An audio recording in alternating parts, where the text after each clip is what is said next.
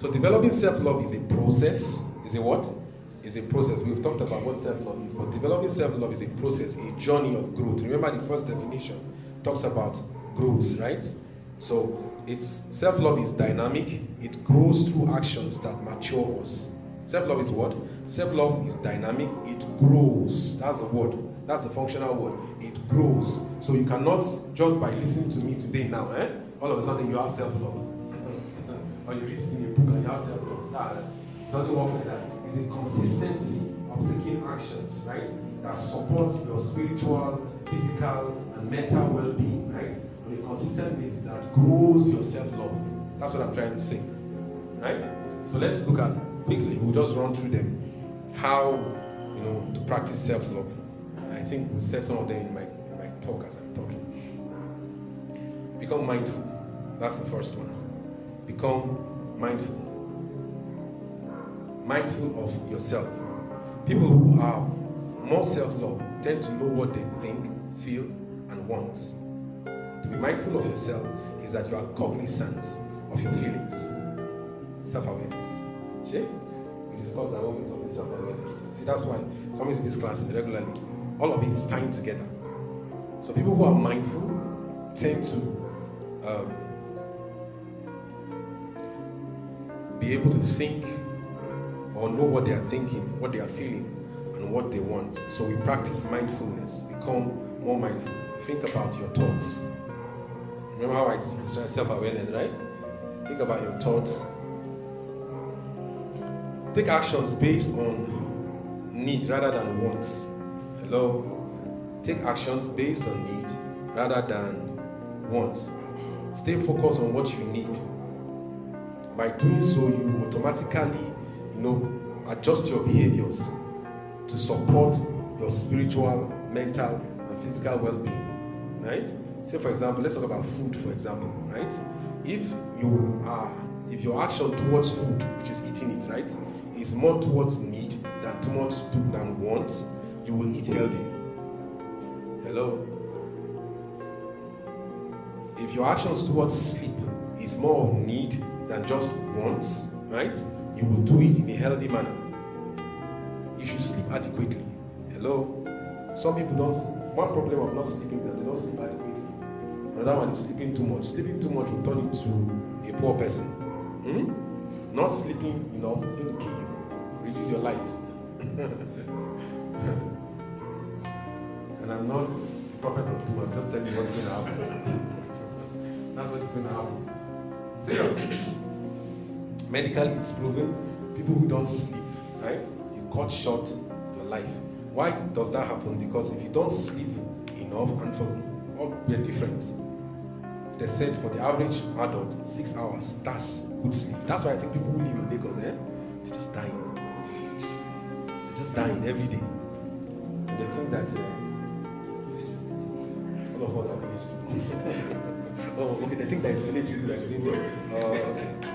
You understand? So, because when you sleep adequately, right, your body, that's how God created us, your body heals itself. Because it's like any other machine, there's wear and tear, right? So you take your car for servicing regularly. If you have a car, you take your oil back, motorcycle, you service it, you change the oil. What your body does when you sleep is that it repairs your body.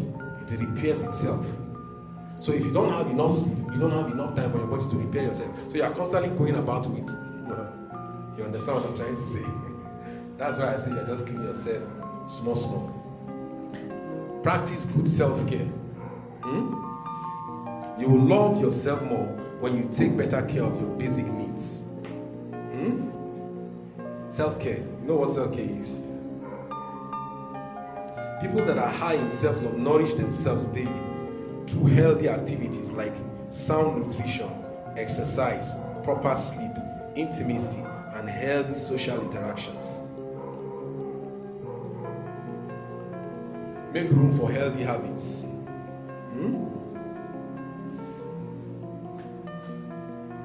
Make room for healthy habits. Set boundaries. Now, I said I was going to say something about it. You will love yourself more when you set limits or say no to work, love, or activities that deplete or harm you physically, emotionally, and spiritually, or express poorly who you are. What I'm saying in this place is that, see, NO is very powerful. NO is what? Very powerful. Remember when we were talking about values, I was talking about the same thing, setting boundaries. Being able to say no is enough. It's very important. If you don't learn anything, learn to be able to say no. To that boyfriend, to that girlfriend, or to that friend, or to that food, or to that whatever addiction it is that is taking away from you rather than adding to you. Hello? When you do so, you're practicing self-love, and you love yourself more. Protect yourself. Now, this one is like setting boundaries, but I'm talking about bringing the right people into your life. You don't have enough time in your life to waste on people who want to take away the shine on your face. You don't. There are some people that are called frenemies. Frenemies, you know what frenemies is? Friends that are like enemies. Friends that when you have them, you don't need enemies. Frenemies. They don't want to see you happy. They don't want to see you making progress, right? But they are in your life. You don't have time for them. Surround yourself with people who encourage you to be better. Hello? Surround yourself with people who add value to your life, not people who take away from it. I've talked about this. Forgive yourself, right? As humans, we can be hard on ourselves, but forgive yourself. Practice being less hard on yourself. Know that you can make mistakes. And remember, the fact that you made mistake or that you fail does not mean you are a failure. Right? You're not a failure because you failed. Failing is part of learning. Can I say that again? Failing is part of learning. Most people who have learned anything, they learned it because they failed at it. All of the things they are teaching you in school now, that they'll just tell you that gravity is 10 points. Whatever. What's the value of gravity again? They'll just tell you what it is. They tell you that anything that goes up will fall down, right? Somebody went up and fell down. That's what I'm trying to say. Somebody failed, right? For you to have that knowledge. You are not doing it anymore, but that knowledge came because somebody actually tried it, threw something up, and the thing fell down. Or maybe tried jumping up a building and broke his leg, realized that you can't fly because there's something that is pulling you down, right? That would be a failure. Planes that are flying today, they are flying because many have crashed. Hello?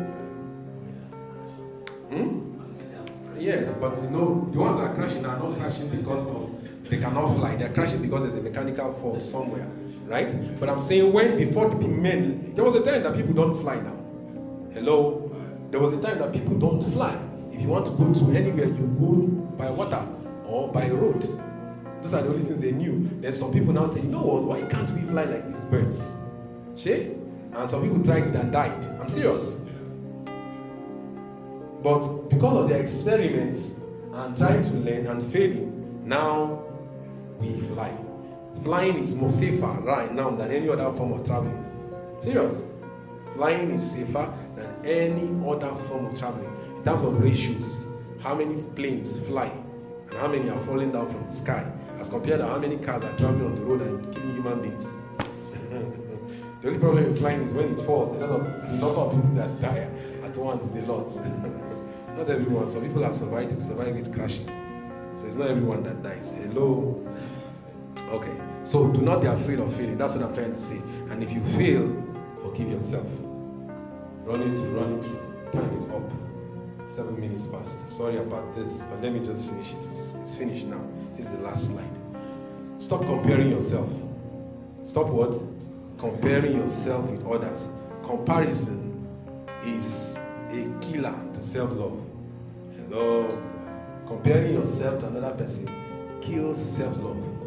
When you look at yourself and say, I don't have any gifts, or I cannot sing like that girl can sing, right? Why can't I sing the way she can sing? Before you know it, you begin to tell yourself you are less than her. And then before you know it, you begin to feel bad about yourself. When you look at another person's husband and say, why is he not married to me? Why is my husband not buying car like her or buying things for me the way her own husband is buying for her. Before you know it, you begin to hate your own situation. Sure? So comparison is a killer of self-love. Stop comparing yourself. You know the funny thing about comparison is that most of the time when we compare ourselves to others, we don't compare their weakness to our weakness.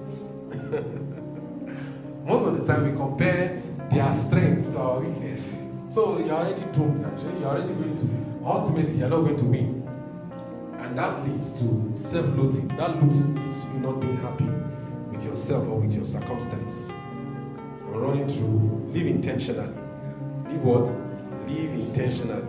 You will accept and love yourself more no matter what is happening in your life when you live with purpose and design. You will love yourself more if you see yourself accomplishing what you set out to do. Hello? There's nothing like that feeling that you get when you accomplish a goal, no matter how small it is. So set up goals for yourselves, for your life, and work those goals. Have a goal, set up plans, work the plans, and the more you achieve your plans, the happier you will be with yourself, and the more you come to love yourself. So it doesn't have to be a big goal, just small and consistent steps in the direction that you have chosen will give you a lot of joy. And again, it demonstrates that you actually love yourself, right? Accept what you cannot love, which is the final one. Accept what you cannot love. Now, I say this as an emphasis because you see, none of us is perfect. None of us. No matter how fine you are, something there somewhere where you know, like, something there somewhere that you cannot love. Me, I might not know it. But something there somewhere that you do not love. Hello? No matter how perfect your life is, in quotes, there's something somewhere that you are not happy about, or you cannot say, oh, I love it. It's not everything that you can say you love. So let's be realistic, okay? So I'm saying there are those things that you cannot love. Accept them. Hello? Nobody's asking you to try to love them. We say try and do what? Accept it. That's the way it is. It gives you peace. It's easy to love what you love or what you like about yourself, but it's not easy with the things you don't. So instead of you trying to love those parts, focus on accepting them. You don't need to love everything about yourself. That's how I'm rounding up. You don't need to love everything about yourself to develop self-love. All you need is acceptance. I mean, there are some things that you can't change about your life. If your leg is crooked, it is crooked. See? If you are not that tall, you are not that tall. Hello? Hello? Do you know there are people who hate themselves because they are not tall? They look at their father and their mother and they say, why did 2 of you marry? I'm just joking. Why did 2 of you even marry? See my big nose or see my big head or something like that. And they don't like themselves because they look at themselves in the mirror and they dislike themselves. There are some things you cannot change. You can't change your physical appearance, can you? Oh, no, you can't if you have enough money. You can change it. But even that again, it's a show that you don't love yourself, because that's not liking what you are seeing. It's not actually coming from outside, it's coming from inside. So even when you go and change it for a while, you say, after a while, that same emotion will still come back again, right? Accept who you are, and accept the things that you cannot change. So finally, to practice self-love, start by being kind, patient, gentle, and compassionate to yourself, the way you would with someone else that you care about. How would you treat somebody who you care about? Somebody that you say, I love. How would you treat the person? That same way.